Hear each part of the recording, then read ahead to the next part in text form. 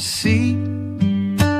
Grab yourself a cup of joe and put up your feet.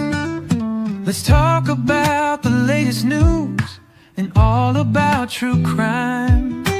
We can make a difference if we put in the time.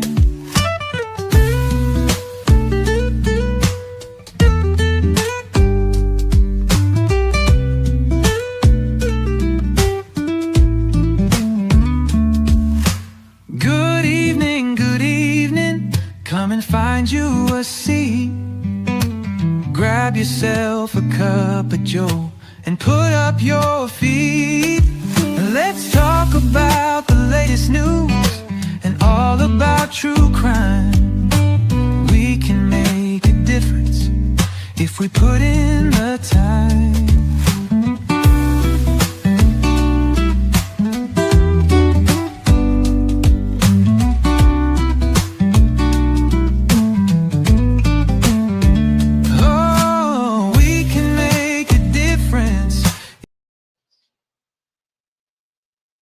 Well, there we go. That kind of cut off in a hurry. Oh, are you muted? Sorry, that was me. My bad. Okay. All right. Right on. I was just saying I was getting into that music and then all of a sudden it just cut off. I'm like, oh man, I wanted more. I know. And boom, here we are live. Awesome. Chris, how you doing? Squeegee of Justice. Yeah. No, it's all good. I go by many names. Chris is fine for our purposes. Squeegee of Justice is great as well. Joe, thanks for having us on. We are doing a dual stream, and I appreciate you hosting. You're hosting tonight's stream, so I appreciate that. Absolutely, and I have a big helper behind the scenes who helped set it all up too. So, thank you to her. She doesn't like me to call her out, so. Gotcha. All right. Well, we will thank said behind scenes person. Right. So you've been doing some background on Lori Vallow Daybell, right? I have. We did a crash and burn yesterday. Trial TV Live. We started at 9:00 yesterday. We started with first just a news clip that just kind of gave an overview. And then we went into Charles Vallow and his interaction with police. And then we went into Alex Cox and his interaction with police, his 911 call, and then there were 2 body cams. And then there was a body cam of Lori and Tylee. Then we transitioned into, I think there were 6 or 7 pretrial hearings for Lori. And then while we were in the middle of that, we found out that they were going to be doing a live pretrial yesterday, basically with Nate, not with him, but he was part of the motions hearing. So that kind of caught us off guard.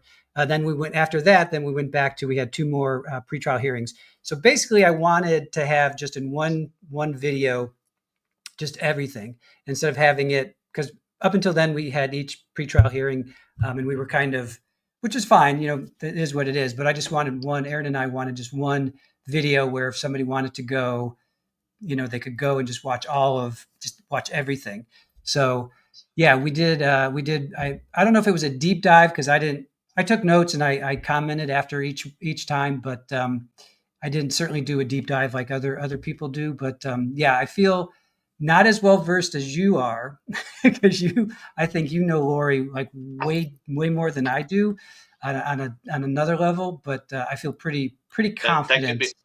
That could be a scary thing, knowing Lori on another level. I know.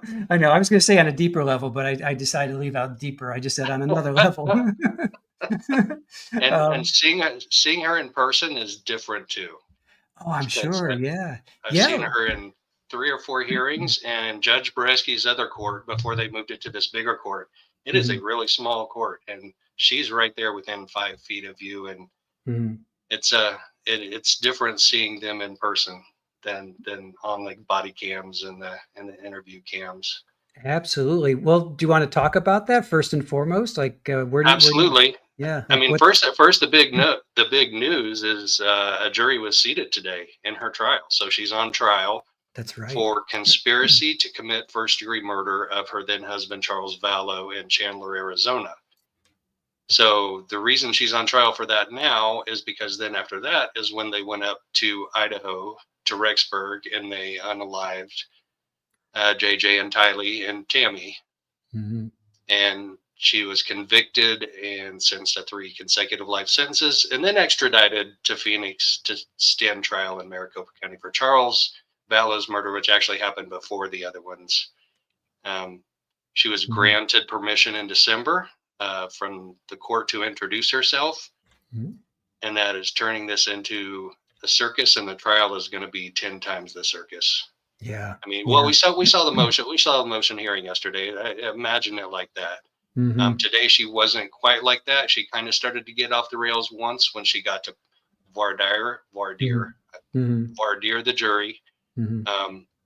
She did kind of get off the rails a little bit. The state objected a couple of times. The judge kind of helped her reword the questions so they would be more appropriate. But we can get to that. Headed down there early. Tell it narratively first. Headed down there early because I have Delphi PTSD from having to stand out in the cold for 4 hours to get into court there. Ugh. So I was way early this time, early, and first in line. What time did you get up to leave this morning? I'm not gonna say. I'm not gonna say. I got up at 5, but I think you got up before me. Yeah. So I'll say got up. Every time I say that I'm burnt today because I got up at 5, I'm like, yeah, no, Joe, you beat me by like 2 or 3 hours. So I'm just going to shut up and say, yeah, I'm not burnt. Just go. Just shut up, Chris, and go. Joe's been up like way longer than I have. And you drove. I didn't have to. My commute was down the stairs into my office. That was it. Oh, right. That's nice, though. That's nice. Yeah. So Trace on the case went with me too. Okay. She's one of my court watching buddies on this one. I met her on the January hearing, maybe. Okay. So she's planning on going with me to all of it too. She's good to have an extra set of eyes in the court because we can't always catch everything and we don't always have the same perspective on anything. So it's good to balance each other out. Sure. Absolutely.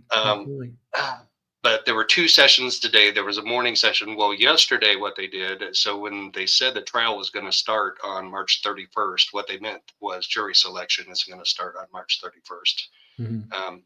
So they send out electronically, jury questionnaires asking them things like, have you heard of the defendant? Have you heard of the victim? Have you heard of, her other cases? Have you formed an opinion about it? And they get all those questionnaires back. They sit down together and they throw away the ones they don't want. They disqualify them. So they had 52 as of yesterday morning. And then the judge, I thought, said this morning they were going to do 48 more. So I'm basing it off of that they did 48 more in the morning session and disqualified 38 of those. So they had 10 more jurors added to the 52. I thought was 62. Break for lunch. When we come back, there's only 55. So I don't know if I miscounted or if some of the jurors left at lunchtime for some reason or were disqualified at lunch for some reason. I mean, that would be odd. Yeah. But my math could just be off. So where it stands right now, you feel there's 55? Yes. Well, 55, okay. Nate Eaton told me 55. I thought it was a little lower than that. But yes, coming back for the second session. So the second session begins in person. The jury actually gets seated in the courtroom. And there were 55 coming back from lunch, seated. So they seat the 16 or 17. There may be 17 seats in the jury box here, because after they dismissed one from it at the end, there were still 16 left. But anyway, the judge then starts asking them, well, let me look at my notes. Sure. So I did want to mention one thing. In the first half of the session, they read off one of the 3 questionnaires, and the judge says, I don't see any problems with this, or I see this problem or that problem with it. The state says, we agree. And Lori says, I agree, Judge. And that was pretty much it. every single time. That's all she said all morning. She was very demure. She was very soft spoken, and Interesting. she was dressed in civilian clothing. She had on a black jumpsuit with a lavender blouse. Okay. And I wonder if it was in the morning session or the afternoon sessions when she first came out. It was the afternoon session because when they bring her in, there's the bailiff sitting in the corner. He stands up. He's right by that door where she's in a room off to the side, an anteroom. He goes in there, and like 10 seconds later, I hear shackles clink. Oh boy. And that's the first time I've heard that. But so he was removing her leg irons. Right. Right. And we know she's not going to have handcuffs or leg irons. She's just going to have that electric shock belt, right? Rack belt. The rack belt. Right. Right. Yeah. Now, how did she, if I may, how did she compare with yesterday? You were there yesterday with, you were there yesterday, correct? I wasn't there yesterday. I had to watch it.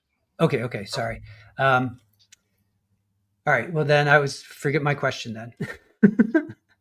Okay. Because I was going to ask you how she compared to, because they went through the questionnaire yesterday, right? And she was complaining about the questions that were actually going to be asked. So, but just forget that. Okay. Let's just focus on today then. All right.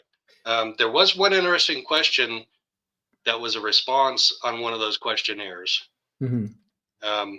He was he was saying that he might have a conflict because, quote unquote, my wife's boss is the prosecutor in this case. Whoa. My wife's boss. Wow. Okay. Yeah. So is the that prosecutor? Go ahead. Yeah, that's definitely disqualifying. Yeah, that's like instantly disqualifying. Yeah, absolutely. So that was one of the 38. A lot of financial hardship and medical issues. A lot of I don't speak or understand English, the English language, or I don't read it or write it very well. Okay. The judge also had another interesting story. So he goes down and he talks to the jurors before twice. He talks to them in the morning and then he talks to them at lunchtime. And he said in the morning session, I was accosted by one of the jurors who said, I have a broken tooth and a dentist appointment today. And wait, who said pretty that? Strong word. The judge did. The judge was accosted by somebody? Yeah, that's the word he used. Oh my God. Wow. I think he survived okay though. He was just irritated. Wow. Okay. That's Bareski. Wow, he was accosted by somebody who has a broken tooth.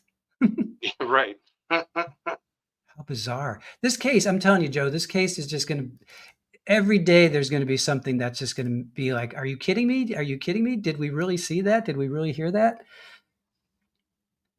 Yeah, and we kind of had one of those moments later when she gets up to voir dire, the jury. Just the way that she worded it is typical Lori, but is not legalese. She did not legally state it correctly. So the judge had to correct her. Right. All right, before we go further, so the prosecutor is Trina K. I just want to get our players. Yes. Okay, Trina K. And then for defense, is it Pamela Hicks, Robert Abernathy, and Megan Swart, or are they off? Because she's had a couple different. Hicks and Abernathy are still her advisory counsel. Okay. So they're not representing her. And what's interesting is in this new bigger courtroom, as you saw on yesterday's motions, there's two desks for both the defense and the prosecution. One sits forward and one sits back. Right. So she gets one person to sit beside her at her table. And instead of choosing one of her advisory counsel, she picked her paralegal to sit next to her. Interesting. Huh. And she's actually kind of asked her paralegal for advice a couple of times. I mean, she's leaned over and whispered in her ear when the judge has a question for her. Okay. And it's just interesting for a paralegal to be possibly giving legal advice. But it's also interesting that Lori doesn't want either of the other two sitting next to her. Right. And it's been Pamela Hicks, right? That's the woman with the dark hair. She's been there the entire time. So she she wasn't there. And you think, so Lori did not want her there, or you didn't? Yeah. She just wasn't there. Yeah. Wow. Okay. All right. Alliances are being formed, I guess. Yeah. And I have a theory about that. Yeah. Do tell. I think it's Lori's obsession with physical image. Okay. Because her paralegal is definitely a younger, more attractive girl with nice dark hair, kind of wavy down the shoulders, not as Okay. wavy as Lori's is, and Pamela is a little older, and I'm not going to use a physically descriptive word, but probably Lori might judge her We gotcha. physical appearance. Yeah. So we can read between the lines. We gotcha. yeah. Yeah. All right. So honestly, I think that's Lori. That's why Lori chose that. I mean, she feels more of a connection with her because of her opinion or her obsession with physical image. Interesting. Yeah. I can see that. Yeah, and when Lori came out both times, morning session, afternoon session, she had a package of folders in front of her waist, like her legal folders. And I haven't seen her do that in any of the other things. So I think maybe she was trying to hide that shock belt. Okay. Yeah. Could you see it, or were her clothes flowing enough, or it's too tight? No. Yeah. She was holding that folder there very noticeably both times she came out. Gotcha. Trying to look lawyerly and scholarly. You know the word. Something like that. We're not going to get hung up on that. All right. So there was So the morning session, now that started at 10:30, or did it? Yes. When did it start at 10:30, and it went until, I'm guessing, did it go to like 1 or noon or? Oh no! It got out. We had almost 2 hours, so it got out at 11:30. Yeah. Okay. They went through those last few questionnaires in an hour or so. Okay, gotcha. Okay. Yeah, we did not have it streamed, so we couldn't really watch it. So I'll rely on you and your notes to carry us through. Okay, I'll try. I'll do my worst. We'll pick you up. Don't worry. All right. Okay. Me and Super Bowl will pick you up. Go ahead. All right. Sorry. At 13:49, so 1:49 p.m. So we came in. We were allowed to enter the courtroom after the lunch break at 1:15, and the jury didn't come in until 1:49. So it was almost a half an hour. So during that time, Judge Boreski was obviously down there talking to them before he had them brought up and into the courtroom. Courtroom is on the 5th floor, and I think they're down either in the lower level, which is basement, or on the 1st floor. I think the lower level. Okay. So the clerk swears in the jury, and she uses "So help you God," which I found interesting, not because I have a problem with it, but just because different jurisdictions use different ones. So some of them are on penalty of perjury, or something like that. They use different language to swear them in. I found that interesting. Then the judge reads it. I was going to say, we've seen that as we watch different trials. We've seen them either include that or exclude that. So it's interesting that Arizona or Maricopa County goes with that. So interesting. Then he reads them the jury instructions, and then they begin questioning them. And that's individually. Okay. Oh no, it's still as a group. We haven't got to individually questioning them yet. Okay. So they all have these plastic cards that are about this big that have their juror number written real big on it. Okay. And so he will ask the entire group a question, and he will say, if your answer is yes, hold up a card. So anybody who can't hear me, hold up your juror card. Nobody held up their juror card. Are you a resident? Are you a resident of the U.S. in Maricopa County? Everybody held up their card. Then they did individual court introductions for the court staff, for the judge, for the clerk, for all of the court staff. He introduced every single one of those by name and position, and then said, does anybody on the jury know any of these people? Right. If you do, raise your card. Nobody did for that. Then the defense introduced their team, and individually, does anybody know anybody in the defense? And juror 44 said, my mother worked for the state attorney general's office. And by the way, juror 44 didn't end up getting selected. But judge says, well, the state attorney general's office isn't Maricopa County. So Okay. that shouldn't be a conflict. Mm-hmm. And then the defense got to introduce, so Lori got to introduce her defense team, Mm-hmm. and nobody raised their card for that. So nobody knew anybody on the defense team. Mm-hmm. Then the judge starts questioning the entire jury, and Mm-hmm. anybody, once again, who can answer in the affirmative raises their card. So he says, will self-defense impact your ability to be a fair and impartial juror? Mm-hmm. The fact that the defendant is representing herself. Mm-hmm. And then he said an interesting question. I have a red star by it. Mm-hmm. Have you looked at this case since you filled out your juror questionnaire? Mm. 3 jurors raised their card. Ah, 3 okay. jurors have looked at this case after they filled out their questionnaire. Okay. Is that an automatic boot, or did they keep them on for further? They kept them on down the road, but I'm pretty Okay. sure none of those. I'm pretty sure.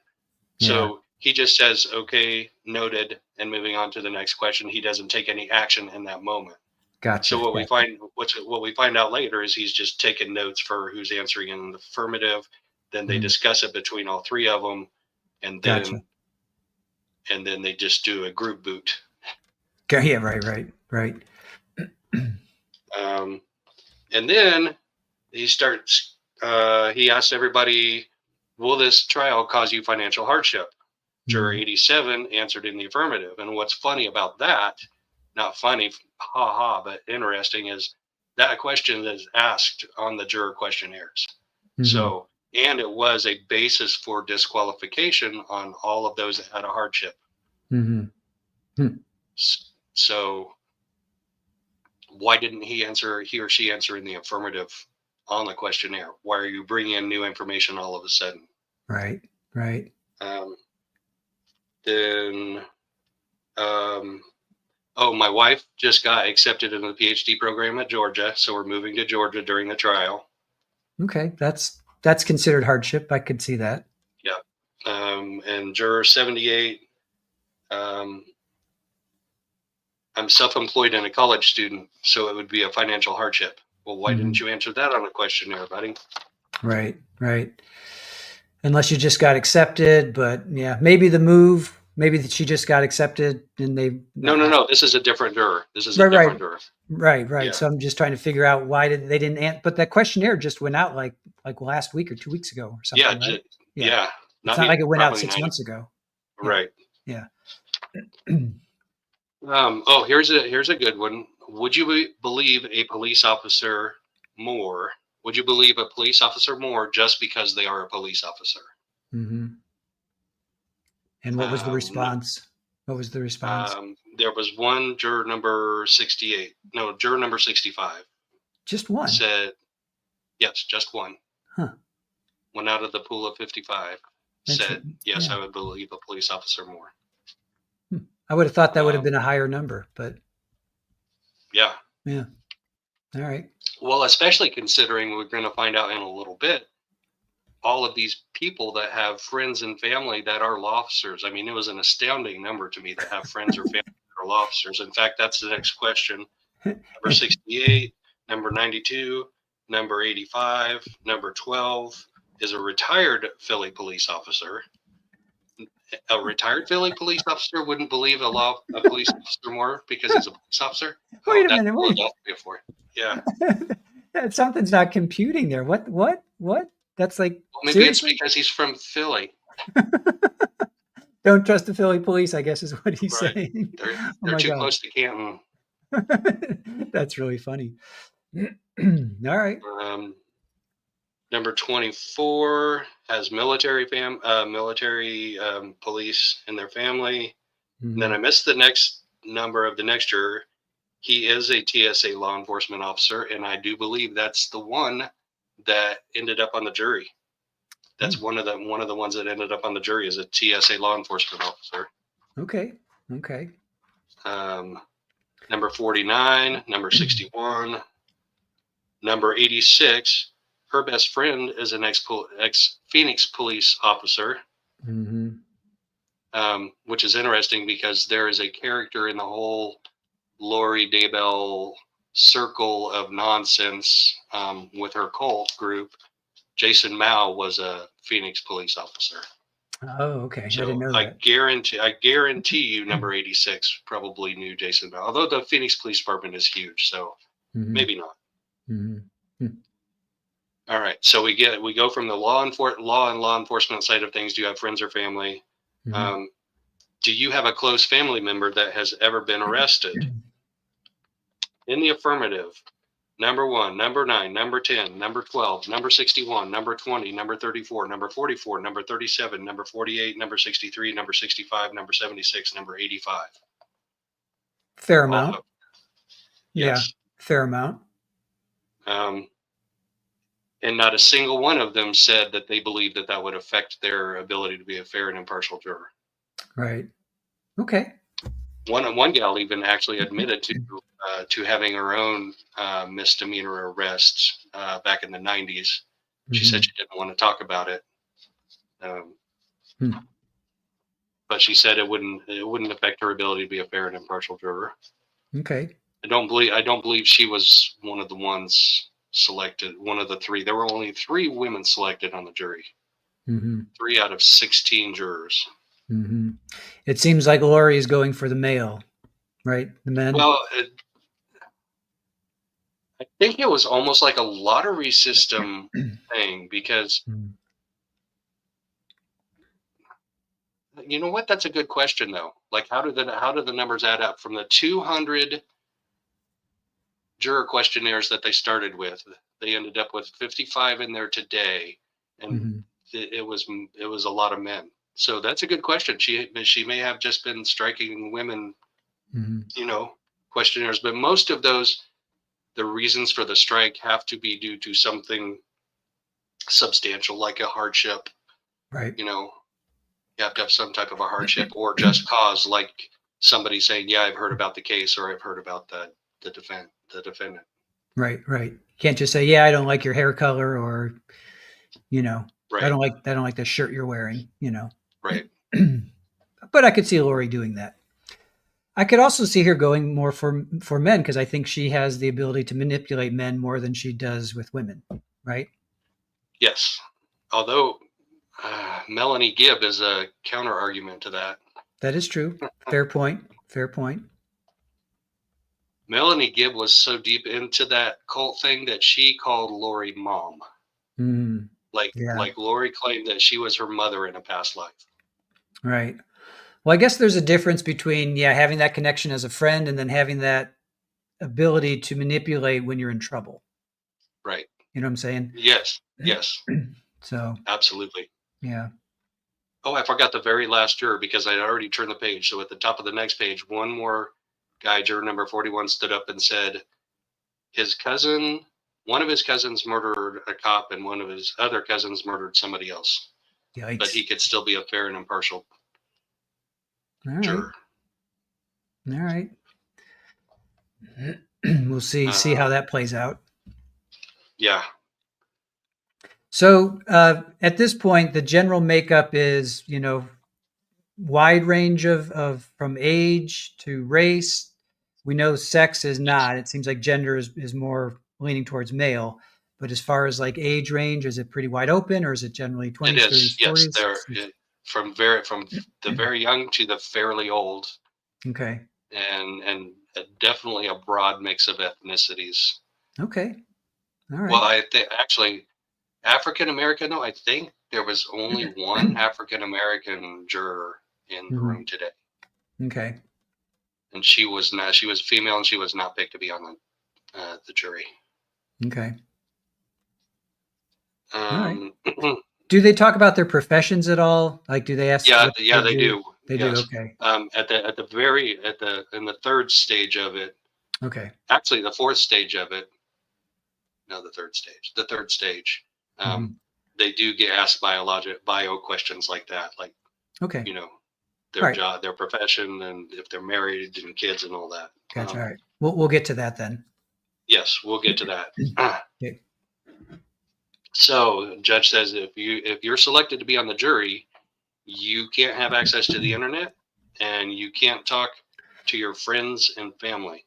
I don't know why he said internet there, because later he's talking about your phone, and if something pops up on your phone related to the case, how are you going to deal with that situation? Hmm. So to say no internet right now, Mm-hmm.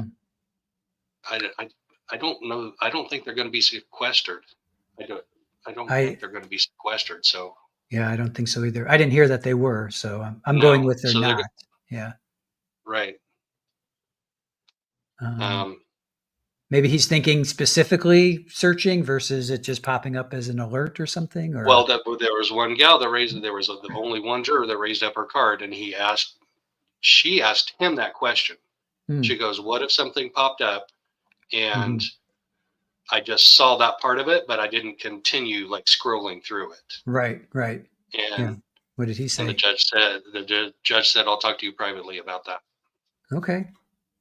So, I mean, that's fair because if you're on your phone and something pops up, Lori Daybell day one, you just don't. I mean, you see it, but you're not clicking on it and continuing on. So I would think that would be allowed. I don't know. yeah, I don't know, because she's everywhere. Okay.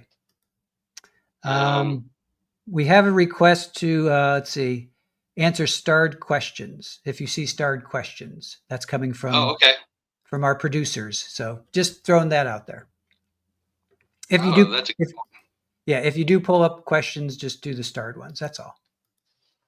There's a few in there, but you don't have to do that now. Just in general, if that's coming oh, from backstage, from our producers. backstage. Can you start putting those back up if you put them up before and I missed them? I'll start paying more attention to that. That's my bad. I'm focused on my notes. Yeah, yeah. Got Well, it. maybe we could do like I like to do like maybe 15 minutes and then take a break and answer some questions. However you want to do it, but That's a good idea. I mean, we're it's like a half an hour into this. yeah. Yeah, see if anybody has any questions specifically. Whoever's are you pulling them up? Do you want to pull them up or is oh there you There go. we go. Yes, Nate Eaton was in the media pool today. I saw him several times, including in the men's room. Oh, that's always so awkward. See, when I went to Sarah Boone, Jules was in the courtroom, so she got all the dirt, in the bathroom. I was outside with the media. So how was that? I mean, it's a weird thing to ask, but how was that? You're in the bathroom, and there's somebody that you see, Well, or a juror. he How was walked in as I was washing my hands, and I it was too awkward, so I didn't say hi. See, that? I have seen him in a couple of the other hearings, Okay, yeah, and that's so true. Yeah, he recognized me, awesome. Yeah, but he's going to awesome. go use the bathroom, and I'm walking out, so it was just too awkward. I'm like, I'm just going to go let him do his thing, and we'll talk later, Did you and we did. give each other a knowing nod, a knowing nod, or no? No, I think he really had to go. I think he was focused on getting to Dude, I gotta go. right. Oh, that's funny. Yeah, I that would be awkward. I could see that being awkward. I think we talked about that with somebody else. You're at the stall or whatever. Do you look? Oh, it was Dr. Joe. It was Dr. Goodhair. He's like during the Maya Kowalski, I think, yeah, one of the lawyers walked in and they're doing their thing and I'm like, you don't look over. When you're doing No, your no, business, that's a rule. you And if don't you look over. and if you have three stalls available, you pick the one that's furthest away from the other Exactly. guy. Exactly. Unless you're just a real jerk. Right. And then you're like, what are you doing, man? Come on, give me some privacy.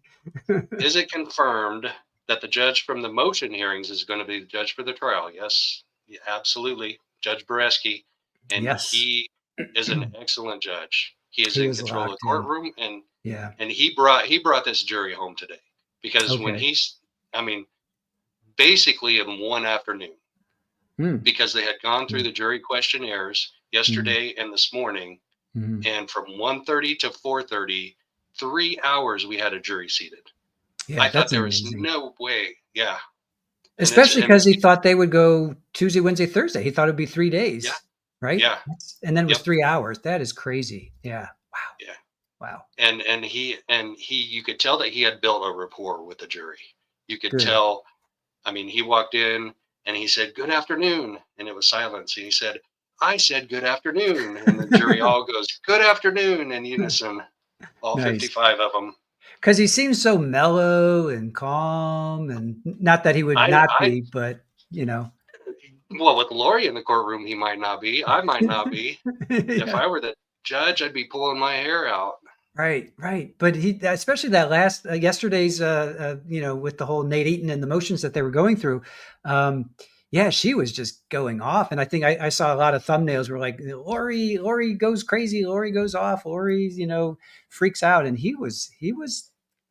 Thank God he is level headed because we've seen some judges that would just be smacking her down. Not that that would be a bad thing, but he just seems really calm, really level headed. Look, I Yeah, told you that 5 times before. How many more times do I need to tell you that? Like he'll get his digs in very intelligently, and I love that. I love that. yeah, Yeah. yeah. Lisa says, I wonder how long they fill out those forms and turn them in before this date. It was a fast process. It Like it was. was like 2 weeks. They sent Yeah. him out in 2 weeks, and then they got him back, and they probably got him back just a couple of days Hmm. before they started reviewing him. So Yeah. I think it happened fast. like the 27th or 28th, I think it was like Thursday or Friday, they got them back, something like that. So they reviewed Yeah. them and then they talked about them yesterday, right? And then, Yep. yeah, it was quick. It was quick, Lisa. Yeah. Oh, Trevor, thank you. Awesome. Yes, justice for Charles and Brandon. For Yep. sure. That's why we're here. Beach Bum, thank you for the super sticker. Awesome. Thank you guys. Appreciate it. Dr. Von Decay, thank you. Such great support for what you're doing. Deborah, thank you very much. You guys are so generous, and I appreciate your support and helping me get to 1,000 subscribers. Yes. I saw Megan Connor today. She was there all day. That's Lori's niece. Mhm. And she helped me help celebrate. She goes, "Woohoo! My 1,000 subscribers!" Because Right. she was the last push that I needed to get over. Like Mhm. I was getting close, but still quite a bit away when I went on a live with her to talk about the Mhm. last motions hearings, like that huge document. Nice. Yeah, I was watching that. Did you announce that? Did you know you hit 1,000 during that stream, or did you know afterwards? I knew afterwards. You knew afterwards, okay? Because I, Yeah. I I did watch that. I was watching that one. So, um, quick question: which side, like people sitting behind Lori on the other side of Lori, was it? Does she? It wasn't like that. It wasn't like that today. Uh, Okay. so there are 75 seats in the gallery. Hmm. No. Yeah. So 5 times 15. Yeah, 75. I did my math right that time. Yeah, yeah, yeah, yeah. And so everybody kind of sat everywhere today. Okay. The first half of the day, it was more crowded for some reason than the Hmm. second half. First half was more I'm crowded. trying, I'm trying to remember why. There was a reason for it. But anyway, um, in the second half of the day, he used half of the gallery for the jury. So they put Mhm. the 17 jurors up in the box, and then they put the rest of the jurors in the other half, and it worked out perfectly. Like there weren't any leftover jurors after that. Mhm. Um, so we had the whole left side. So it Okay. wasn't like defense and prosecution sides in this. It will be that. It will be. Well, it can be that way.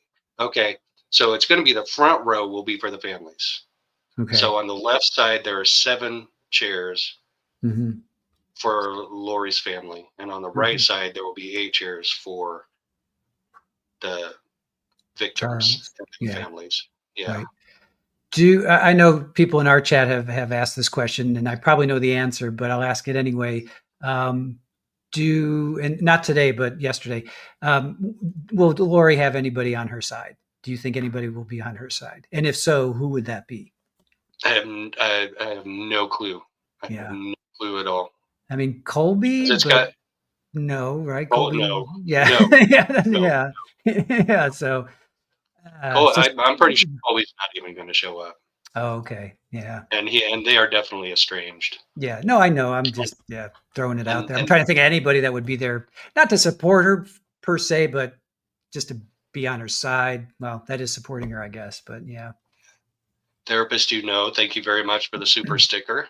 yeah, awesome. You guys are so generous tonight. We appreciate it. They are.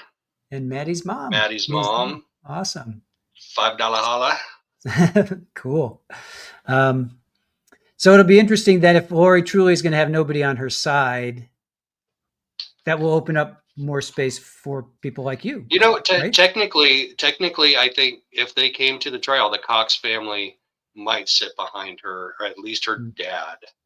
Oh, that's right. She's calling him, right? He's on the witness list. Yes, Yeah. yes. So he won't be able Yeah. to sit in there before he testifies, but if he's released from his subpoena, he technically could come and sit in the gallery for the rest of the trial. Right. But her defense is going to be at the very, very end anyway. So Right. And we heard Adam's phone call to the detective that they got in a huge fight. After this all happened with Charles, Adam went to the family and mom and dad, yelled and screamed, and they were supporting Lori. Are they still? Do you know? Are they still supporting Lori, or have they kind of backed off from that? who's that? Lori's parents, are they still supporting her? That's a good question. I haven't heard. Yeah. They've been in the background. You know, Yeah. they've been out of the public eye, so to speak. Yeah. As far as I know, so the family would probably have to be able to tell you that. Yeah. I haven't seen them make any public statements that I know of. All right. Well, we'll see. I mean, you obviously are there. We'll see if who is on her side. That'll be like one of the first questions I ask you. Who's on her side, if anybody? Right. And it's just the front row. So the back row, all 15 seats from left to right, are reserved for the media. Mhm. So that's where Nate Eaton and Justin Lum were sitting today. Okay. But there also is a viewing room behind that to the right where if there's overflow media, they can go back there. And I think maybe even overflow public can go back there and watch. Okay. There might be a big big TV back there or something. Yeah. Right. Okay. So that leaves the 3 rows in between for the public. So 3 times 15, 45 seats will be open to the public on a first come, first served basis. How was it today? Like, that's a great question, or a great time for me to ask you that question. Like, was there people other than media there today? Was there general public that you saw, or was it just media and? I saw one general public, and all the rest were podcasters and social media. Okay. All right. And then roughly how many, like mainstream media, if you will, versus podcasters, like traditional media, legacy media? There were at least 15 media there. Like in the first part of it, I didn't look, and they couldn't have been in the second part. Wow, like the local ABC, NBC, all the alphabets. They were all there. Justin Lum from Fox 10. He's been covering this for years. He was there. Yeah, he and Nate have gotten to be pretty good friends. It looks like. Right. They're always palling around together. All right. Yeah, you got to go have lunch with these guys and get in good with them. Right. It'll happen, especially 5 weeks of trial. You're going to see these people day in and day out. I'm sure by day 3 or 4, you'll be having slices of pizza with them and, hanging out with them. So that's just the way it works. My very limited experience, that's just the way it works, and Jules talks about that all the time. You just get to know people, over the course of time. So yeah, you went to Delphi, right? Yeah, I'm sure you made connections there. Yeah. So, Yep. So, all right. Shall we continue on? All right. So this was an interesting moment. Okay.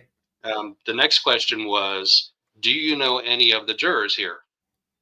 And 2 guys raised their juror cards. And apparently they work together at the same, I don't know if it's a factory or what it is they do.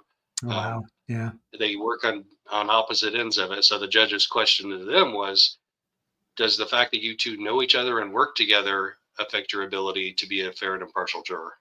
And both of them said no. Yeah, I would think. If anything, I'd be like, yeah, I want to serve with this person. Because they work on opposite ends, so they don't really know. Well, he said they meet at company meetings and stuff like that. They see each other, and obviously they see each other enough to recognize each other, in court. But he dug a little deeper, and his next question was, if your coworker feels a certain way about what the verdict should be, then how you feel, would that affect your ability to maintain your verdict stance? Right. or would him having a different opinion affect your opinion? Right. That's true.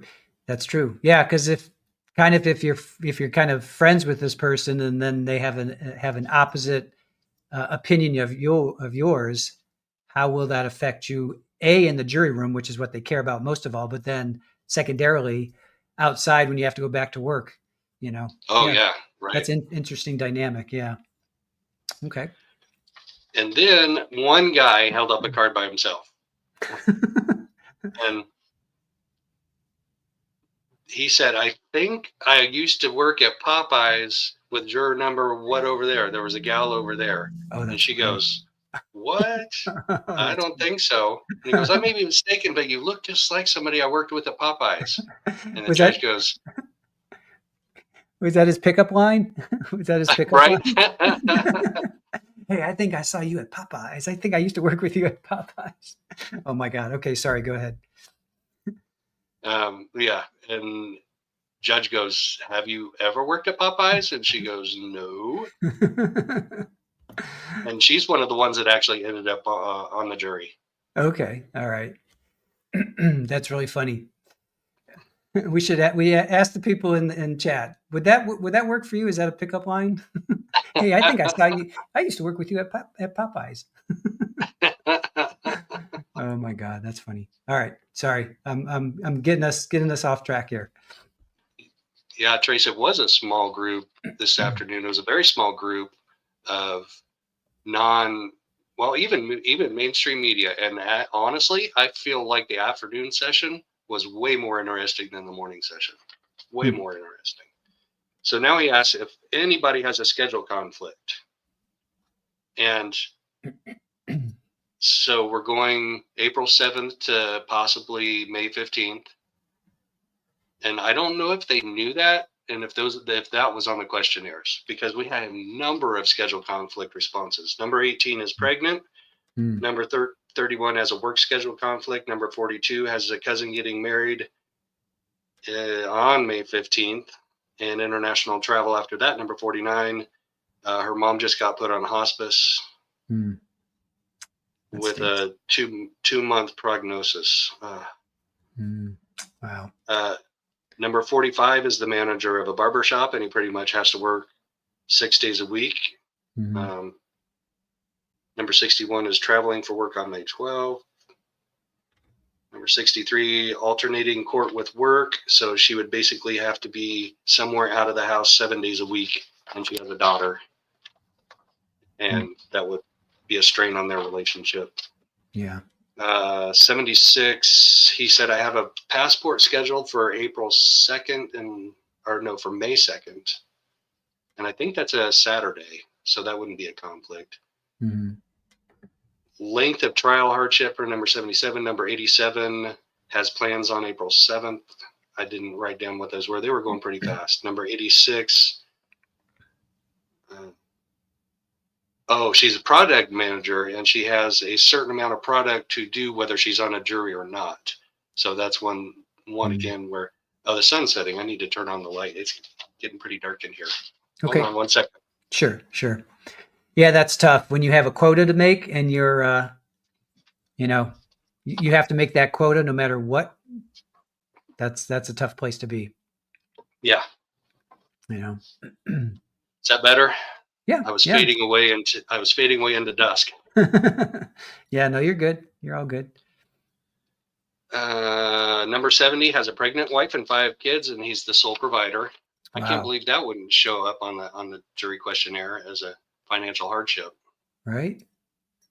So he didn't present. This is a question about schedule, not about financial hardship. Right. But he put that down anyway. Yeah. Oh, but the judge says, what is it you do? He works in the air conditioner business. How much do you make? Do you make around more than $300 a week? And he said, 300 a week. Does that sound right? Yeah, that sounds right. Like 50 times 20 now. That doesn't sound right. $300 a day. Do you make $300 a day? He says, no, just shy of that. And the judge said, well, we pay $300 a day if you're losing up to $300 a day, if that's how much you're losing by not working. Wow. They pay $300 a day? Yes, if you're working and can prove how much you were making, Wow. then they will match that if it's up to $300. Wow. And that's going on for 6 weeks. So that's impressive, because it's usually like $30 a day, or yeah, $50 no, or it's $60 a day. $300 a day. Wow. It's $1,200 a week.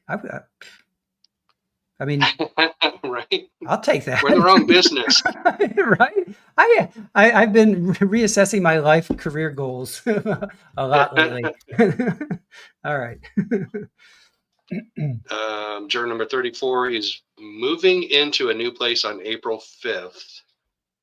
Okay. So that's Friday, stressful. or that's Saturday. That's Saturday. Yeah, that's judge says, is it a house or an apartment? Yeah.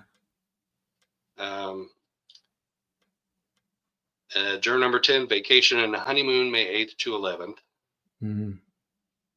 And then number 43, her husband is having a cardiac procedure, and she's the only one that can drive him and stay with him. So yeah. And were all these, sorry to interrupt, were all these jurors let go then? These were all the hardships and they were let go, or no? I didn't write down the numbers so I could compare, and I wish I could. Oh, but right. he rattled them off so fast. He goes, right, we're going to release juror number 43, 72, 68, whatever the numbers were. He just rattled them off, boom, boom, boom, boom, boom. Yeah. So all right. I couldn't write them down. No worries. I did write them down so that we're at 55, and then they have a little sidebar. So the sidebar thing is interesting because they have these new headsets with a boom micro, or with a microphone, and the prosecutor has one, the defense team has, or the prosecutor has one, defense team has two, so the judge has one, and the clerk has one. And then they turn on a white noise machine. And that's like their new system. And he said it's a brand new system that they tested out today to see if they could have sidebar conferences without having to actually get up out of their desk there, because that's a huge court. I mean, every time you had a sidebar, you had to get out. So they got more and more efficient. Yeah. And Lori isn't really allowed to go just to the podium, and that's it, right? She's kind of restricted to the podium, and that's it. Yes. Right. So her table and her podium and the podium, and that's it. Yeah. They didn't really address that sidebar, right? At one of the hearings, I forget which one it was, maybe one of the last 2 or 3, where she was talking about restriction, and he made a ruling on no ankle bracelets, but you had to have the shock belt. And he said you're just restricted to the podium, and if you want to hand something to the witness, you'll have your paralegal or somebody on your team walk back and forth, and then the prosecution also would be limited to the podium as well. Now, that being said, they didn't address, well, what about sidebars, right? Do you recall that? Yeah. So this is the answer to the sidebar thing. All right. Yes. Cool. Looking forward to see how that plays out. So then when we came back, they released. So I could compare some of these. I could go back through my notes. These are the 14 jurors they let go after their sidebar. So obviously during the sidebar, they're saying, okay, what about this number, this number, this number? It was a lengthy sidebar. Okay. So juror 10, 16, 22, 18, 31, hike, 63, 43, 45, 49, 61, bingo. Maybe I should play the lottery. There you go. Can you imagine? You become $1 million winner based on Lori's jury selection numbers. I love it. 77, 78, 86, 87. So those 14 were let go, and we went on a break. Okay. And what was interesting about the break was I sat there for a while, got up and stretched, got a drink of water. And then I had to go use the restroom again, and I go out, and the jury is all taking a break right out there, right outside of the courtroom. Like they're just standing around, and obviously they went to the bathroom first if they had to, but they're just kind of standing around, like right there. I can reach out and touch you. Yeah. Yeah. Well, how long was the break? Was it like 15-minute break or? Yeah, it was like a 15-minute Yeah. break. So where are you going to go? Like, seriously, like where are Well, you going to go? what they did in Delphi was they kept you off of the third floor, and they Mhm. reserved the bathrooms on the third floor for the jury, Okay. and nobody could go on the third floor when the jury was coming in or coming out. Okay. Yeah. What floor are you on for Lori? This is the fifth floor, Fifth floor. courtroom 5D.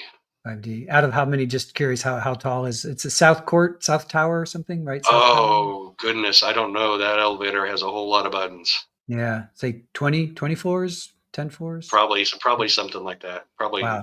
It's yeah, big. Yeah. It's pretty big. Yeah. it is. It's tall. Yeah. So yeah. So again, what are you going to do as a juror? If you have to have a cigarette, it's going to take you 20 minutes just to get down and back again. Right, So you might as well right. just hang out. Yeah.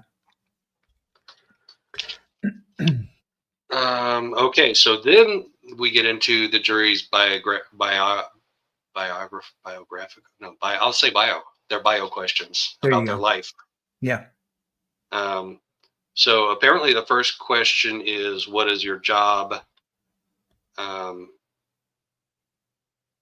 what company do you work for, and what is your title? And then, Mhm. what is your marital status?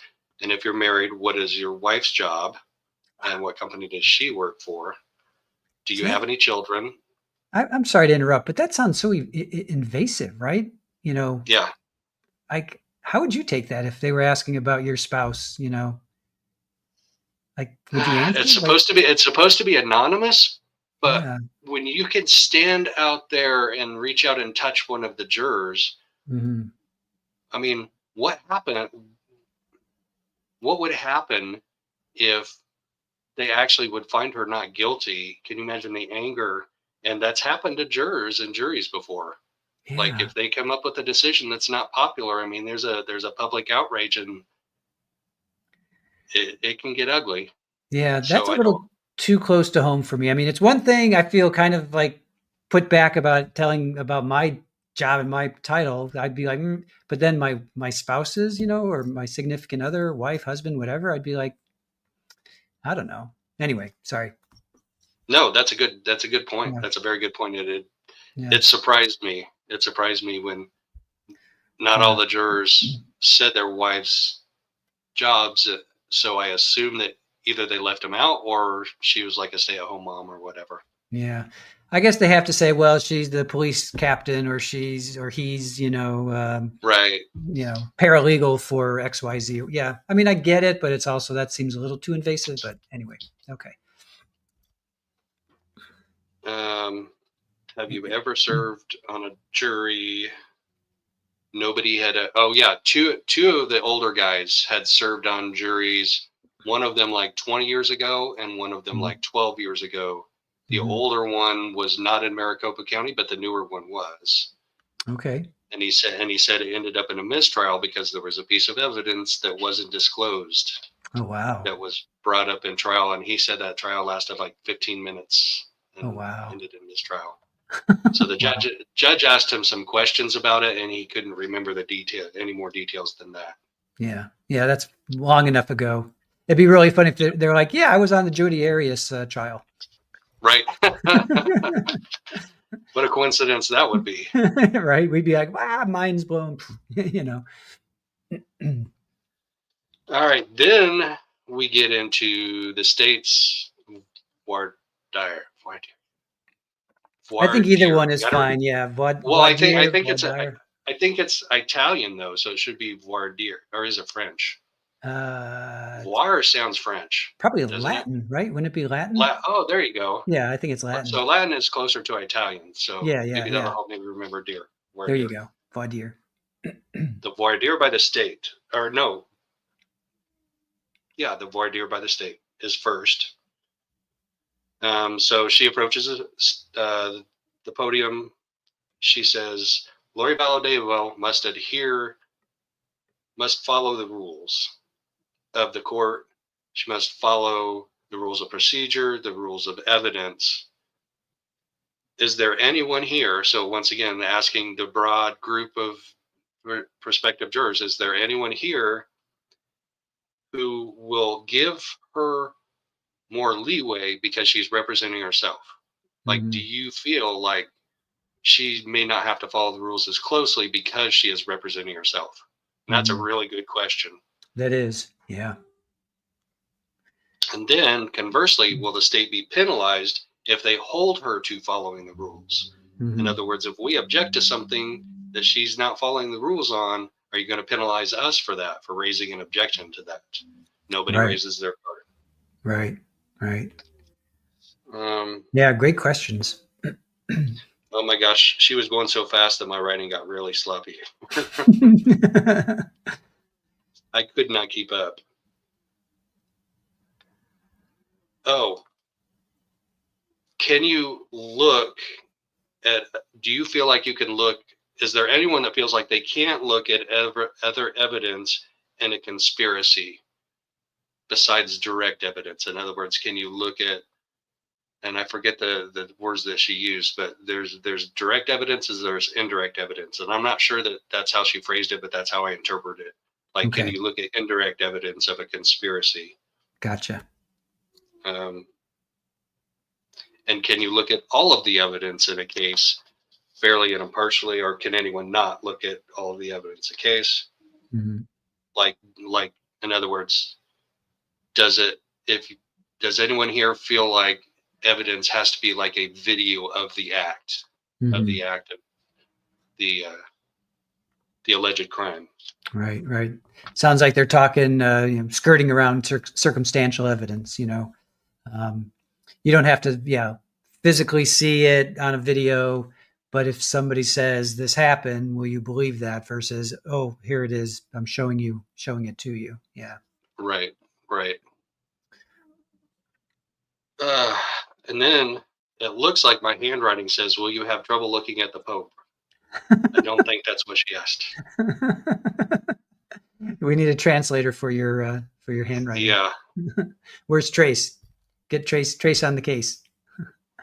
Oh, this is that question about some pop-ups, not the Pope. It's pop-ups. Okay, pop-ups. There we go. Okay. Yes. Will you have trouble not looking at pop-ups is what she asked. Okay. We have trouble not looking at pop-ups. So juror 38 raised her card. Okay. And she was eventually dismissed from the jury pool. Okay. And that's when the judge asked her specifically, did you see something, or are you asking it hypothetically? And she said, no, I saw something. And he says, okay, we need to talk about this privately. Okay. And she says, a gun is involved in this case. Who in the jury owns a gun? And 9 of the 17 raised their cards.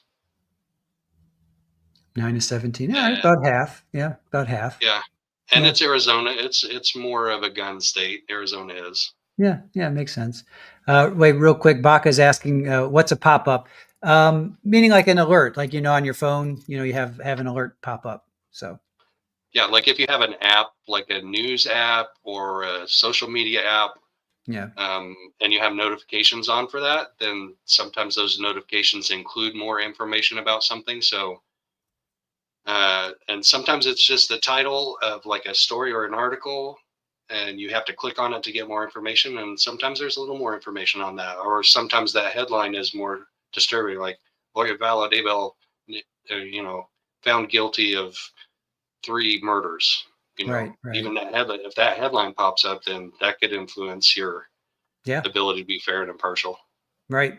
Yeah, exactly. And then she asked conversely, for the people in here who are gun owners, do you have any problem with self-defense being asserted in a gun case? Okay. Which is kind of the fact that she used the word self-defense in the question kind of is a little bit leading to me, but I guess you could look at it. If I were Lori and I knew the law, which she doesn't, I would have objected to that, as an improper question, throwing self-defense in there, because she's implying that self-defense is okay. Right. That's or not, or maybe not okay, because that's what Alex claimed was self-defense. So it doesn't make sense to me that she would word it that way. Right. I would go more with it's not okay. Like self-defense in this case is not okay, because if self-defense was, you know what I'm saying? Like, maybe that's the way she worded it. Maybe I didn't hear it right, because no, she was kind of. it's cool, because it's kind of like stand your ground. You know, do you guys have stand your ground in Arizona? Like in Florida, we have stand your ground. I think they do, because there was Yeah. that case of the rancher that shot the illegal immigrants, and that I believe that may have been his. Yeah. So it's his kind defense. of stand your ground, self-defense. It's kind of pretty much the same thing as far as Right. what I can tell. The castle So, doctrine. yeah, exactly. Yeah. This could really fall under that too, because Charles came into their house, and theoretically Alex was protecting sister. Somebody's coming into his house. You know, he has the right to do whatever he wishes. Yeah. So Theoretically. exactly. All right. So I have this question circled in red. Okay. Ooh, it's a big one. I'm ready. She said, this is a case that may involve some religious discussion about the LDS/Mormon faith. Yep. And then the question is, does anyone have any strong view on LDS/Mormon beliefs, that church, that would make it difficult? Let me start over. Does anyone have any strong view on the LDS Mormon church that would make it difficult for you to remain fair and impartial? Nobody raised their card. Okay. And I'm not sure I believe that, because out of those 16 in this area, there have to be a couple that might be LDS, maybe. But all right, that's fine. Now, compared to Idaho, how prevalent is LDS in Maricopa versus Idaho? Well, Tempe, Chandler, Mesa, Gilbert, maybe not Tempe, but Chandler, Mesa, Gilbert are kind of known as Salt Lake City South. Okay. There's a large population of LDS here in that area in the East Valley. Okay. All right. Good to know. And that was her last question. And then then Mrs. Daybell comes up. Oh boy. And so Salty Sleuth Investigates asked me a question, or asked me to be looking for something with Lori in court today. You know, was she like maybe being kind of flirty, or maybe like engaging with any male jurors or juror candidates? So I couldn't see it. It was a lot bigger courtroom, so it would have been really, really hard for me to see. But the one thing that I did notice was that she had a hard time getting through this questioning. She had a pair of reader glasses, and she had a yellow notepad that she had written her questions on. And sometimes she tried to be,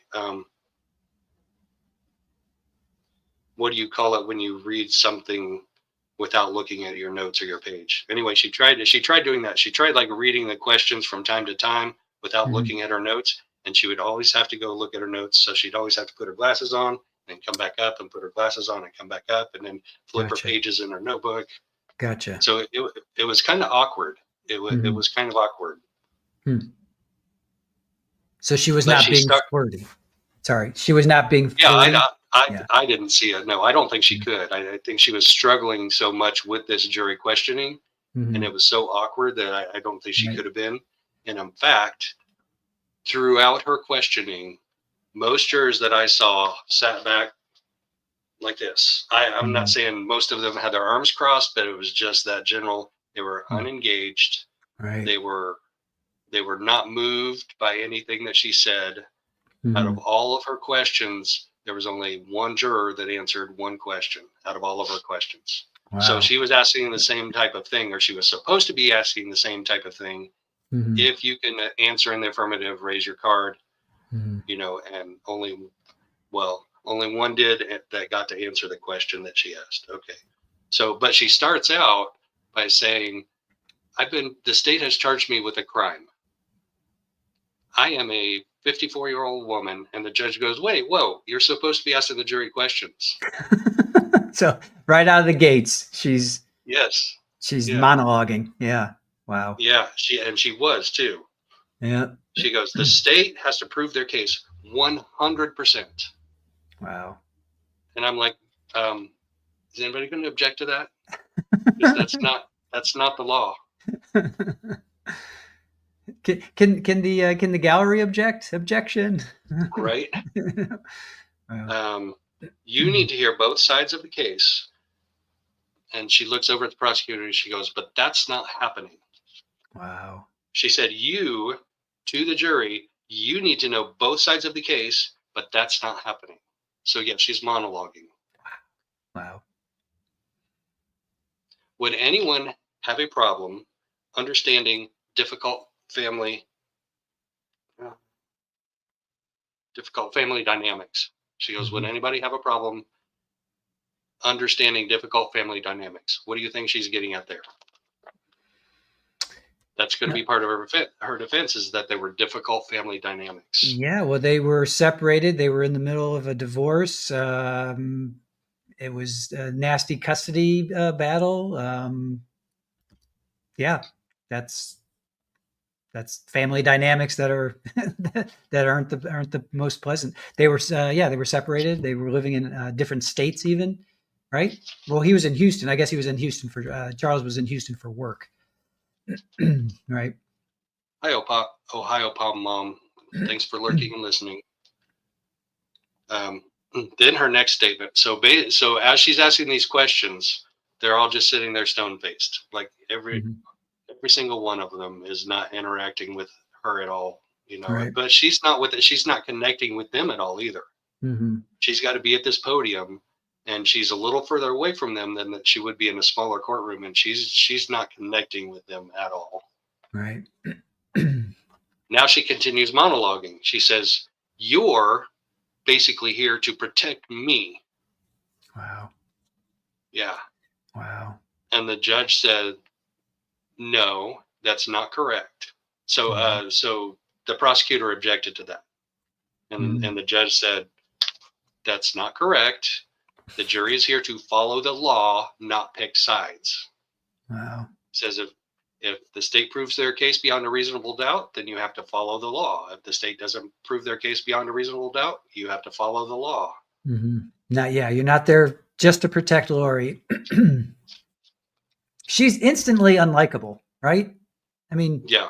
As soon as she opens her mouth and speaks like 4 or 5 words and says, you're here for me, or you're here to protect. I mean, that's just an instant, like, what? Yeah, she said, you're here to protect me from the police, from the prosecutor, from the judge.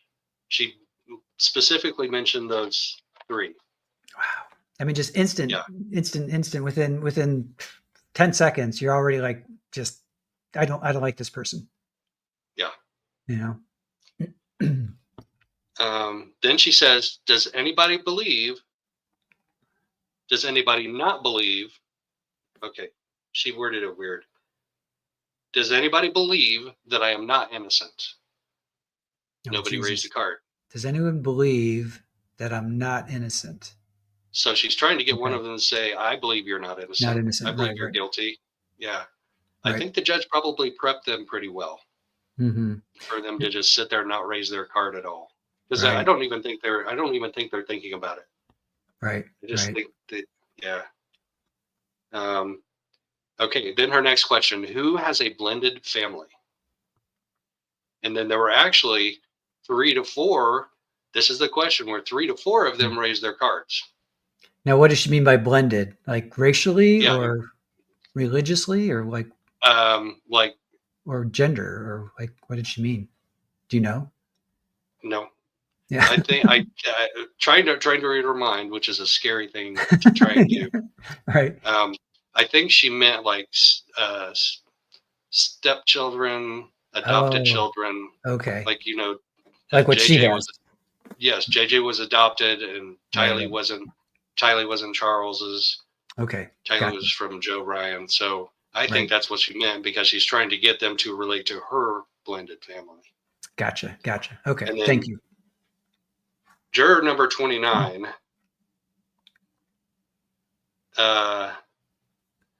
raised up his card.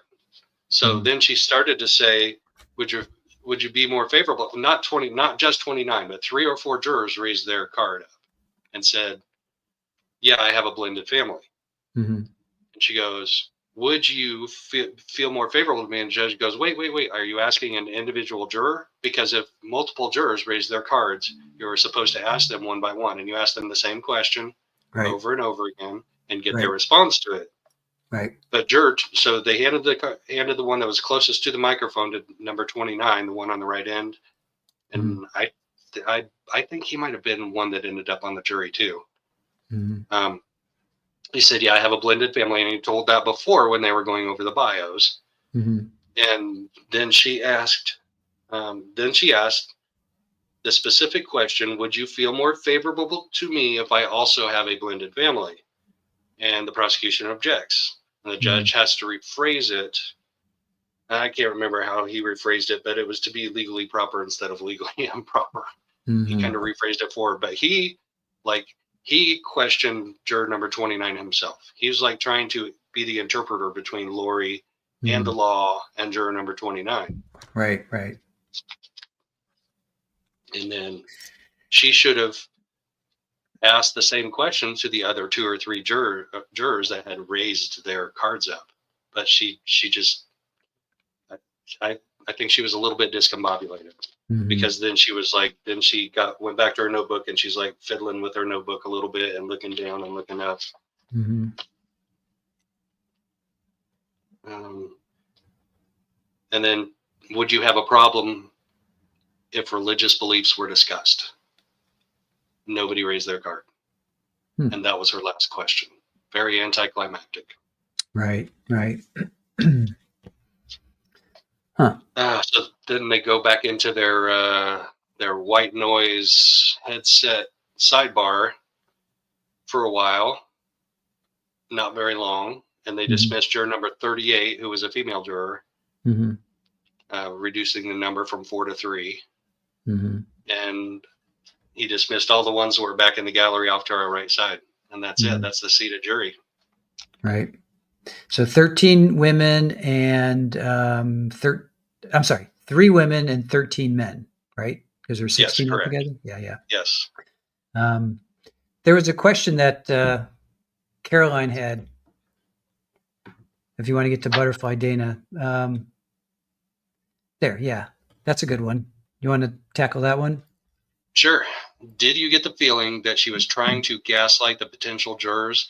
No, no, Mhm. not gaslighting. I think she's struggling to find a defense, and so she's just grasping at straws. Yeah. I mean,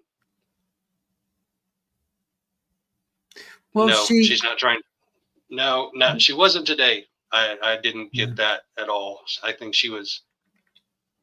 Oh, I forgot to mention when we had that Popeyes question, Mhm. the two that didn't connect through Popeyes. Yeah, yeah, yeah, Everybody in the courtroom kind of laughed because it was a comical moment when the other yeah. juror goes, "No, I've never worked at Popeyes." Yeah, creep. I, I see out of the corner of my eye, because I'm right down the aisle from Lori. She's turned sideways looking at it, and she's laughing too. Hmm. She's Yeah, laughing along with it too. yeah, So I mean, kind of looked like she was having a good old time. She's out of jail for the day, you yeah. know, but she struggled. You said Lori looks different in person. I wouldn't say necessarily looks different in person. I would say more feels different.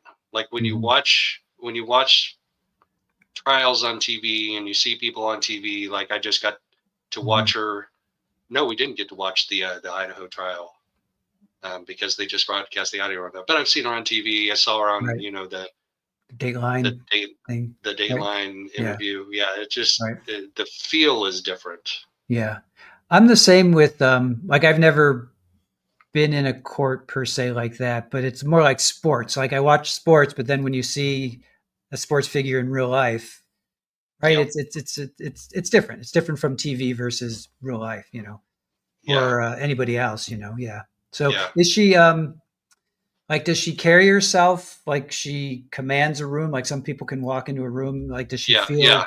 Does she? Well, not necessarily that she commands the room, but like she's the center of attention of the room. Yeah, she feels. Yeah, she feels that she can command a room. Yeah, yeah. Her Yes. her ego must just be like huge. I mean, we know she's a narcissist, and her ego just must be ridiculous. Yeah, we saw that. We saw that on last night's motions hearing where she just went off the rails. I mean, she just Yeah. totally off the rails, yelling, "I'm not getting a fair trial. I'm doing everything in my power," Right. and just making legal mistake after legal mistake. Yeah. And one of those is, and the judge tried to tell her 5 or 6 different times, you can do more. It is in your power to file for a continuance. Yep. You know, It was all her if you choice. It was all her choice. yes, Yeah. 100%. Yep. She wants to have her cake and eat it too, and she can't. Yep. Lori Speedy Trial, as we call her. Speedy Trial Lori. So Krista, thank you so much. yes. Thank you, Krista. Appreciate that. $7 holla. Oh, Miss Miss Shorty, Shorty. Awesome. $8 holla. Lisa, Mhm. good to see you. Good to see you in here. Fantastic. Thank you guys. Really appreciate it. Absolutely. You guys are being so generous tonight. Did her witness list get approved and who's still on it? I believe the family is still on it. I believe mom and dad. I don't think she called her sister. I'm pretty sure she didn't, but I believe mom and dad are still on the list, and I think that's about it. I had okay. Okay, so the defense, we got this from Aaron grabbed this. So this came actually from Nate. He posted this. So defense witnesses, I don't know if he's being tongue in cheek with this, but he's got Lori as a witness. We know that, right? She's gonna do a Q&A. She's not allowed to monologue or testify, like narrate, be a narrative, but she has to do a Q&A. But then it's second on the list is any and all individuals who have spoken with any witness. Number 3 is right? It took you a while, but yeah. When I saw that, I'm like, Nate, are you being facetious with that one? Custodian of records for any and all exhibits. That actually I think is true. Is that true? Yes. All right.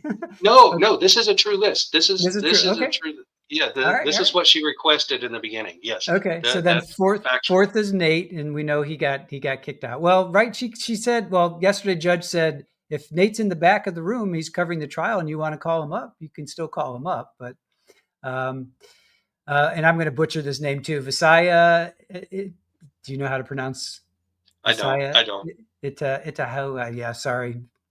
Gabriel Bonilla, Joseph Pongrantz, Ashlyn Rind, Barry Cox, Zachary Cox, Adam Cox, Janice Cox, Shiflett, and then Brandon Boudreau. That's on her list. That came from Nate from a couple of days ago.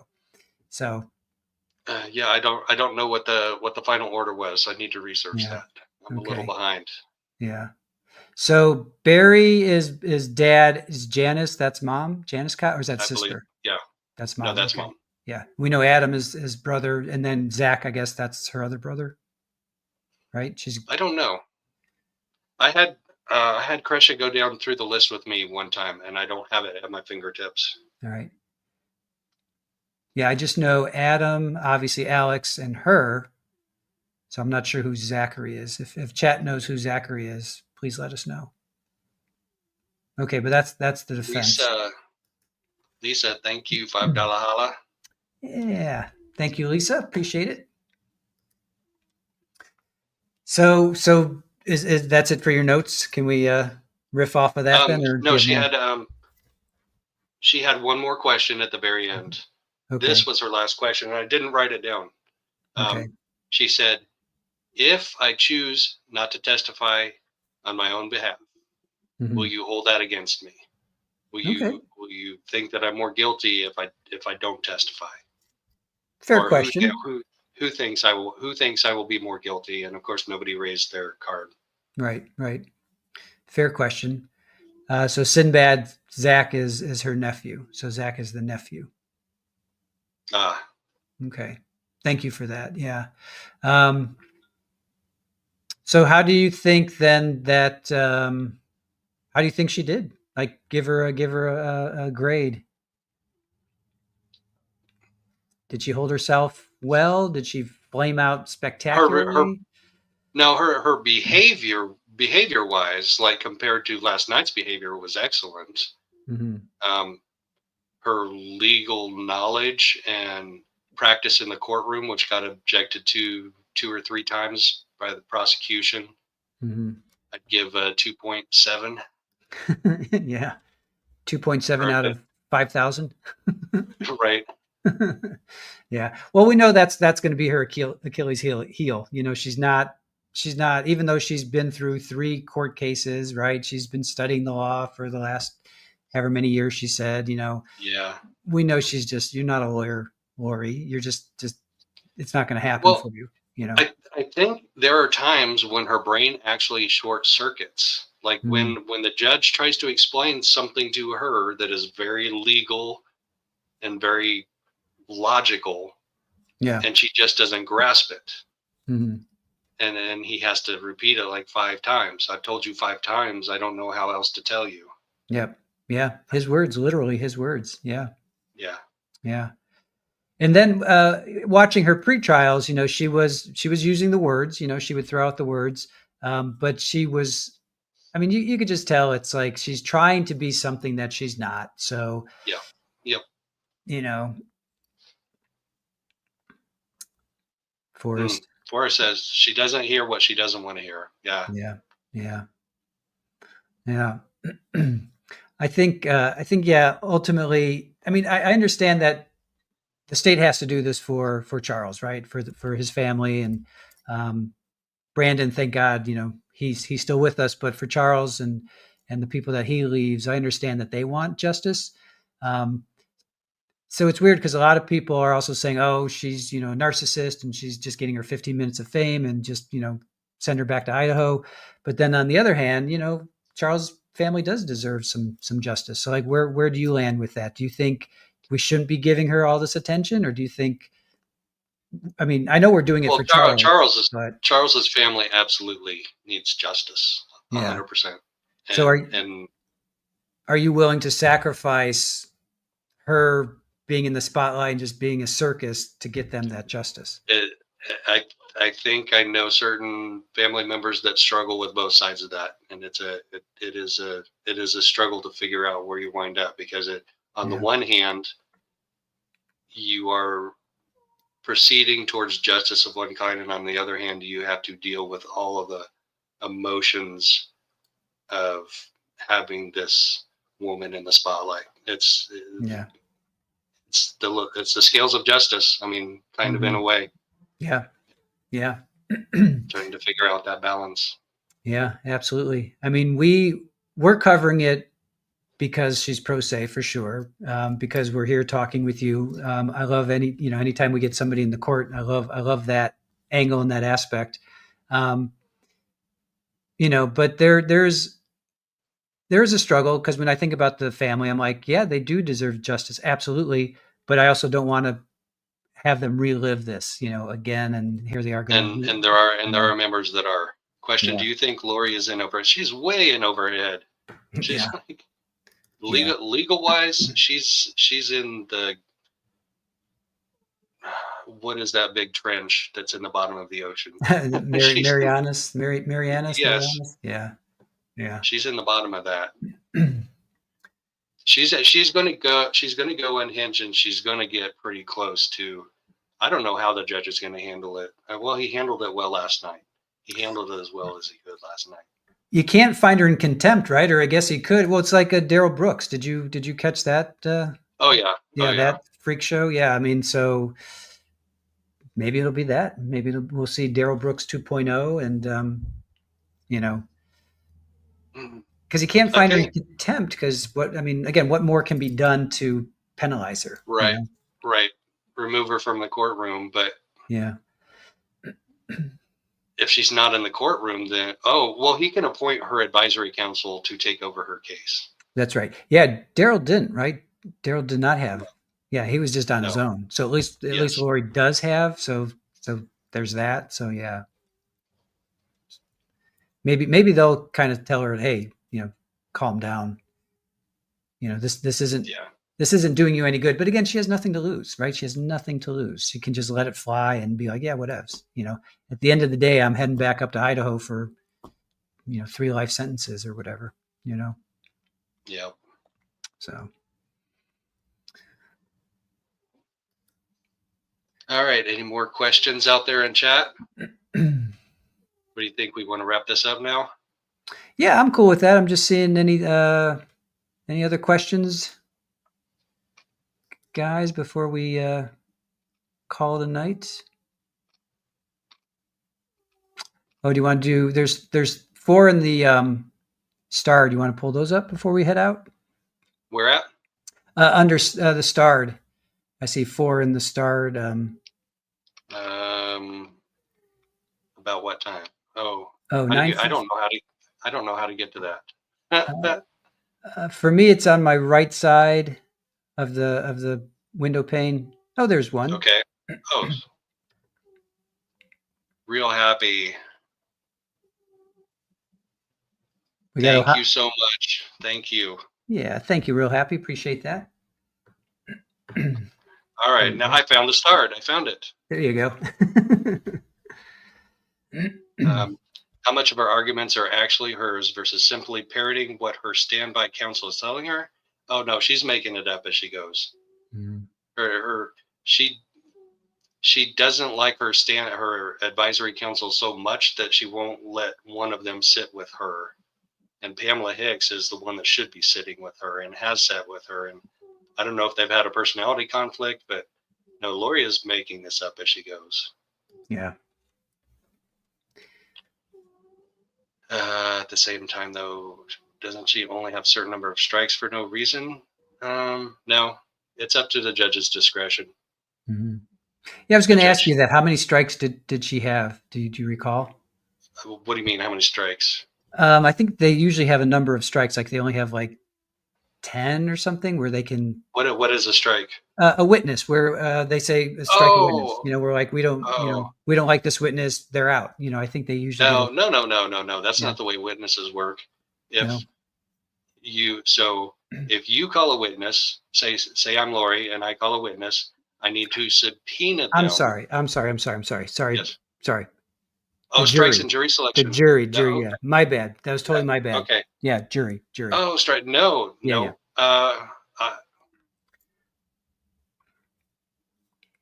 I don't know if she did or she did not, but she didn't object to any of them today. She didn't, as far as I know, she didn't strike any of them for no reason, but we don't know what went on in those sidebars, right? And the white noise headset sidebars. Okay. Jury strike. All right. All right, we got one more. There you go. Didn't Boreski tell her he wanted her standby counsel to handle things? No. If she's representing herself, he advised her that it would be wise for her to keep what is now her standby counsel as her primary counsel back in December when she wanted to represent herself. I think that was maybe the December 6th hearing. It started out as competency, and then Judge Boreski started out the hearing. 2 doctors have ruled you competent, and competent just has to do with, are you able to represent yourself? Mm-hmm. And then how do you get rid of that? There you go. Because it's not there. Thanks. Just click off of it. Yeah. So Boreski says you have 2 qualified, educated attorneys he didn't say it this way, but I'll say it this way, who have way more education and training and expertise and knowledge in the law than you. Mm-hmm. Are you sure you don't want to use them as your primary counsel? And she says, no, I want to represent myself. So that's Yep. what she's doing. Yep. Yeah. 7 years, 4 years of undergrad, 3 years of law school. And so they both of them have like at least 7 years. And then I think he said something like 30 years between the two of them. Are you sure you don't want to go with them? And like you said, she's like, yep, nope. Carolina, how does the energy feel in the courtroom? That's a great question. Jury today, does it feel thick? Does it feel pleasant? It's not pleasant. Yeah. Also, do you think the judge will continue to help her out along the way? Yeah, I do, because he doesn't want a mistrial and he doesn't want an appeal. So he's going to bend over, but he knows she's going to get convicted of guilty. So he has, and he probably will continue to bend over backwards. Mm-hmm. You know, how much can she press his patience? Yeah. You know? Yeah, exactly. It'll be interesting to see for sure, because, you know, he can't do contempt, or I guess he could. He can do whatever he wants, but I think ultimately he may, if she gets too out of line, I think we'll see like a Darrell Brooks where he'll be like, you know, stay here and act accordingly, or we're going to remove you from the courtroom, you know, and we'll continue on without you, you know. Yeah. It's happened before. It'll happen again. Yes, Sunset. This is trial one. We'll have back-to-back trials, and the second one is for the 2022 case for murder, conspiracy to commit first-degree murder of her niece's husband, Brandon Boudreaux. Yep. And that's a good one. I think there might have been one in the jury pool. Oh, I just had this thought of like dressing as a zombie. Like, you guys should dress as zombies, and you and Trace do like zombie face and show up. Lori, we're here for you. Like on the last day or something. I'll have a big net. I'll have a big net across my chest. Right. We don't want to get you kicked out too early. I don't think that was decided, but I can't imagine. I'll have to go back and I can't imagine she wasn't. Did that get decided for both cases back on December 6th? That's a very good question. Yeah. Mom. I can't imagine that she would. If she's going to do it for this case, why all of a sudden switch gears, just continue on, you know? So. Yeah. But if that wasn't decided in December 6th, if that was just for the 2021 case, then they would have to have a hearing on that before they can get to the trial. Right. Sinbad 33, dress like a tornado or a storm cloud. Nice. I tell you. All right, Joe. I know it's been a long day for you. It's definitely been a long day for me. Are we good to wrap it up? We're good to wrap it up. Thank you so much for joining me, the squeegee of justice. Awesome. Thank you. Thank you for having me. And I'm really looking forward to next week, right? The 7th, right? We start in earnest. Yeah, I'm wondering how seating is going to go in that. All right. Well, you'll figure it out. You did it once, right? You did it once. How long is it? 30 minutes, you said? About 30-minute drive for you? Yep. Yeah. And that was with traffic, without traffic? How did that work? Well, with both, because with Trace on the case in the car with me, we can take the HOV lane. So nice. We zip it. There was decently heavy traffic on the way back here, on the way back home today, and we made it in pretty good time. Okay, decent, very good. Yeah, that's so. You think you'll be done 4:30 your time generally, right? Is that the yes? Yeah. Okay, so that's 7:30 our time. So you'll be back by 5:36. So we'll keep doing like 9 o'clock, I guess. Is that cool? Yeah. That's cool. That gives you enough time to get situated and settled in and everything? Absolutely. All right, cool. All right, awesome. Well, Joe, thank you for hosting, and thank you, chat, for being with us. And really looking forward to spending the next 5 weeks with you virtually. Yes. 5 weeks.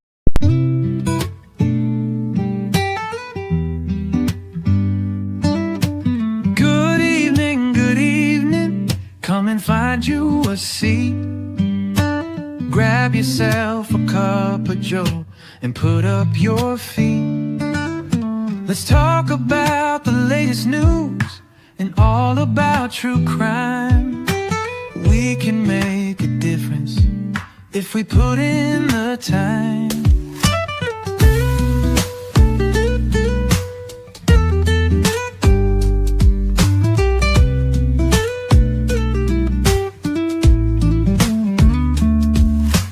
Good evening, come and find you a seat. Grab yourself a cup of joe and put up your feet. Let's talk about the latest news and all about true crime. We can make a difference if we put in the time.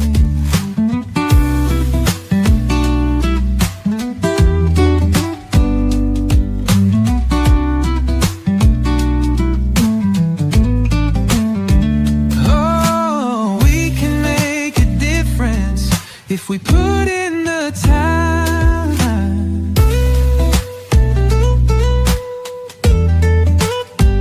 Yeah.